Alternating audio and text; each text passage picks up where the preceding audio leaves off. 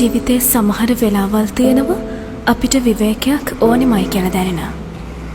ඒත් අපේ හීන අරමුණ වෙනුවෙන් සමහර වෙලාවල් වලදී අපිට කැපකිරීම කරන්නම වෙනවා.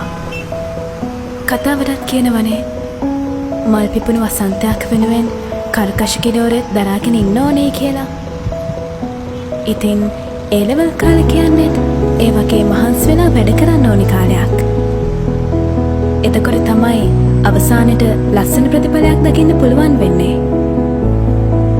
කොමස් කරන කෙනෙක්ට හම්බෙන බැරෑරුම් සංකීර්ණ විෂයක් තමයි ඉකෝන් කියන්නේ. හැබැයි ඒ වගේ විෂයක් සුව පහසු නවීන පන්ති කාමරයක ඉඳන් සරලව ආසාවෙන් විනෝදෙන් ඉගෙන ගන්න පුළුවන් තැනක් තියෙනවා නම් ඔව් එහෙම තැනක් තියෙනවා.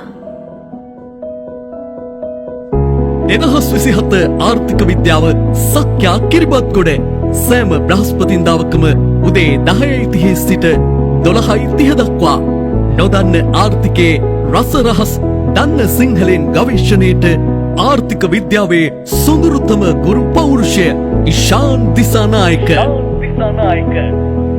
තමයි කාපට් පාරෙන් පටන් අරගෙන ගුරු පාරෙන් ඉවර වෙන ජීවිතවලට වඩා ගුරු පාරෙන් පටන් අරගෙන රණවේයකින් ඉවර වෙන ජීවිත වටිනවා. ඒක නිසා අපේ ආරම්භය අමාරු වෙන්න පුළුවන්, දුෂ්කර වෙන්න පුළුවන්, පට්ට කටුක වෙන්න පුළුවන්. සැරෙන්න එපා. රණවේයකින් ජීවිතය අවසන් කරන්න අරමුණු කරගන්න.